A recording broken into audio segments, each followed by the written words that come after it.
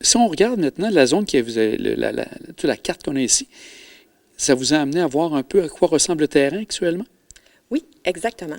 Donc, si on fait un pas en arrière, quand on a débuté le travail, on a d'abord établi une zone d'étude que l'on voit sur la carte en noir, donc une zone de 84 km² avec un point de départ, donc le poste de raccordement du parc éolien, et un point d'arrivée qui est le réseau d'Hydro-Québec existant. Donc, nous, notre défi, notre travail d'équipe, c'est de trouver le projet de moindre impact, donc le meilleur tracé de ligne pour accorder le nouveau parc à venir au réseau d'Hydro-Québec.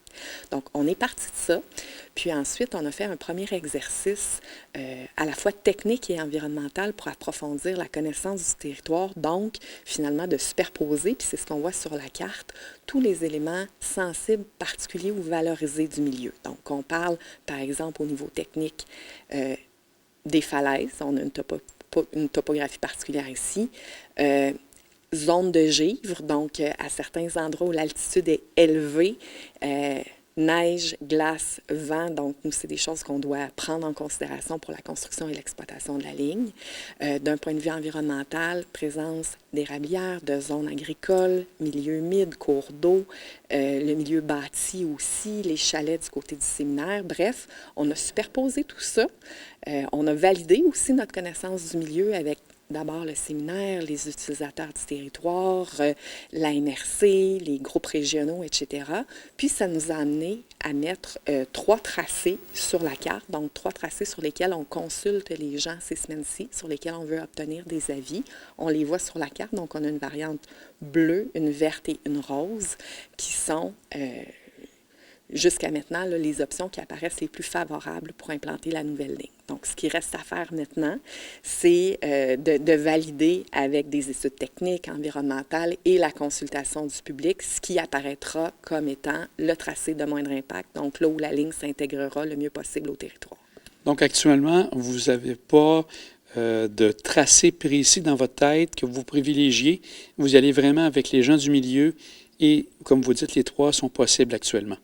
Exactement. Donc, les 3 tracés que l'on analyse actuellement, ils sont tous situés à 100% sur les terres du séminaire de Québec. Longueur variable, mais autour de 7 km, plus ou moins, chacun d'eux. Chacun a des petites différences au niveau de sa localisation, de ses angles, du nombre de cours d'eau traversés, par exemple. Mais on travaille dans un milieu, somme toute, assez homogène, là, qui est celui des terres du séminaire. Donc, à ce moment-ci, toutes les informations sont précieuses pour nous aider à améliorer ces propositions-là. Des accès, des activités particulières qui se déroulent sur le territoire, des éléments ou des secteurs particulièrement prisés, par exemple, par les utilisateurs. Ce sont des éléments qui vont nous aider à bonifier notre analyse, qu'on va combiner à des inventaires environnementaux qu'on va réaliser au terrain et des études techniques également.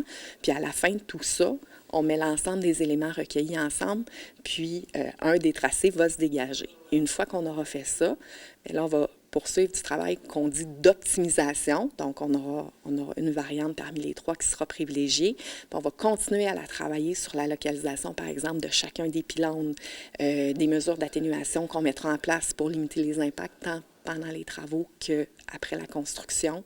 Ça peut être des idées ou des méthodes de construction particulières. Bref, une fois que le tracé est retenu, nous, il y a une autre grande partie du travail qui commence pour s'assurer qu'à tout point de vue, donc tant après la réalisation du projet que pendant les travaux, on limite le plus possible les impacts. Sur la carte, donc, on voit différents éléments que je trouve peut-être juste pointer rapidement. Oui. Vous parliez tout à l'heure des zones à risque au niveau du givre, donc on les retrouve à quelques endroits sur la carte. Exactement. Donc, sur la carte, là, les parties où on voit des petites étoiles là, qui sont identifiées à différents endroits, donc selon l'altitude, c'est des secteurs qu'on va tenter le plus possible d'éviter ou on va limiter le plus possible, à tout le moins, la présence de nos infrastructures pour s'assurer que la ligne puisse être exploitée de façon sécuritaire et sans interruption aussi pendant les périodes hivernale qui dure plus ou moins longtemps là, dans le secteur où on se trouve. Donc, c'est pour une question essentiellement de fiabilité de la ligne et du réseau. On voit aussi falaises, on voit aussi tout ce qui touche le milieu des chalets qui sont situés dans le secteur, le milieu bâti, territoire agricole qui est protégé. Donc, vous avez quand même certains éléments que vous devez tenir compte pour pouvoir passer la ligne.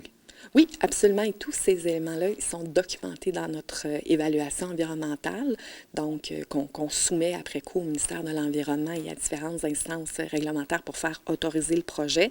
Donc, chacun de ces éléments-là est pris en compte, non seulement pour localiser le tracé de la meilleure des façons, mais aussi pour identifier tous les impacts potentiels et réel du projet et déterminer les bonnes mesures d'atténuation selon les endroits où on se trouve.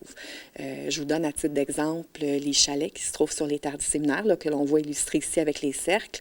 On a tâché de s'en éloigner le plus possible, puis aux endroits où on est un peu plus près, à quelques plus ou moins 200 mètres, on a travaillé à localiser les variantes de tracé en fonction de l'orientation des chalets, de manière à avoir le moins d'impact possible au niveau de la visibilité. C'est le genre d'exercice qu'on fait et qu'on amène à un niveau de détail quand même assez fin dans nos études d'impact pour s'assurer qu'on a vraiment tout couvert d'un point de vue des impacts et qu'on s'est assuré de mettre en place les bonnes mesures. Je vois aussi que vous avez été très pointu au niveau même des milieux humides, des érablières qui étaient en potentiel aussi. Donc, vraiment, vous avez tout regardé, ce qu'il y avait autour, en tout cas le plus possible de ce que je vois.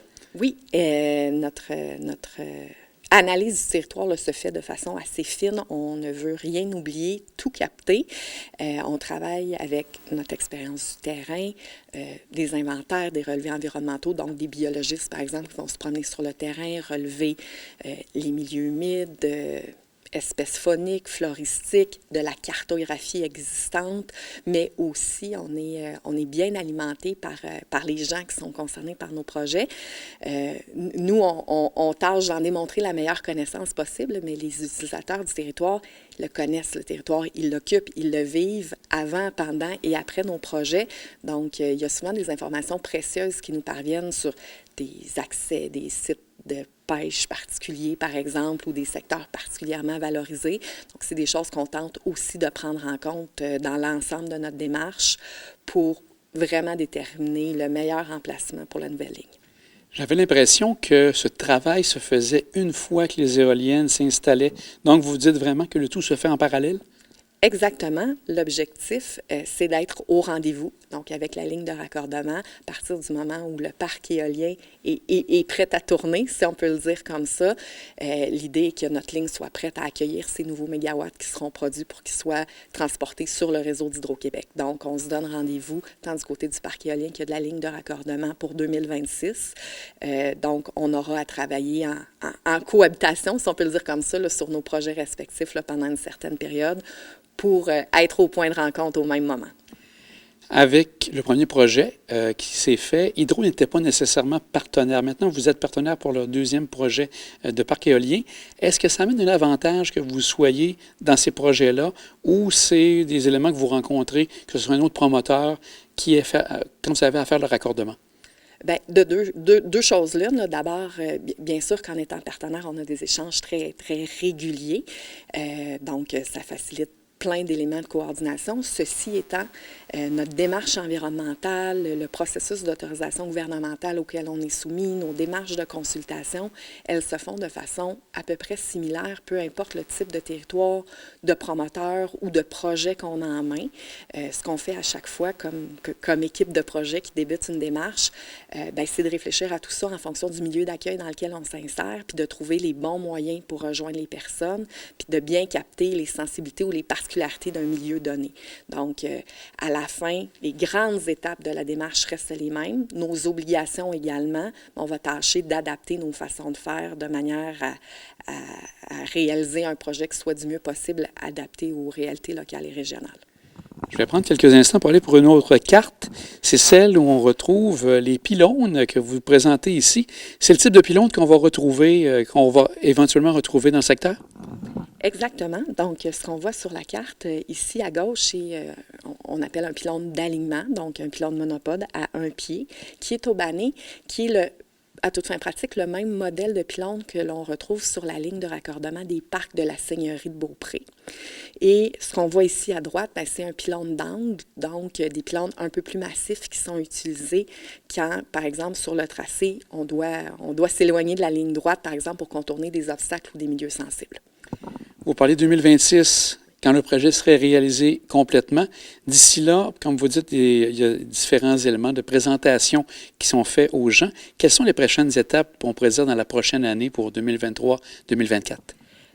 D'abord, pour les prochaines semaines, consultation publique en cours. On est ici au Centre des congrès du Mont-Sainte-Anne pour accueillir les gens ce soir dans une soirée porte ouverte. Il y a un espace de consultation publique en ligne aussi sur le site web du projet de raccordement des neiges qui est ouvert, où on veut accueillir les commentaires des gens qui peuvent venir même pointer sur la carte des éléments qu'ils souhaitent porter à notre attention. Donc, on poursuit cet exercice pendant l'été. En cours d'automne, on sera fixé sur le tracé final qui sera retenu. Et là, on va débuter le travail d'optimisation, donc de localisation des structures, de documentation fine des impacts, etc. Et on vise au printemps 2024 à déposer au ministère de l'Environnement et de la lutte contre les changements climatiques l'étude d'impact qui contiendra l'ensemble de la démarche, donc le projet qu'on soumettra pour autorisation.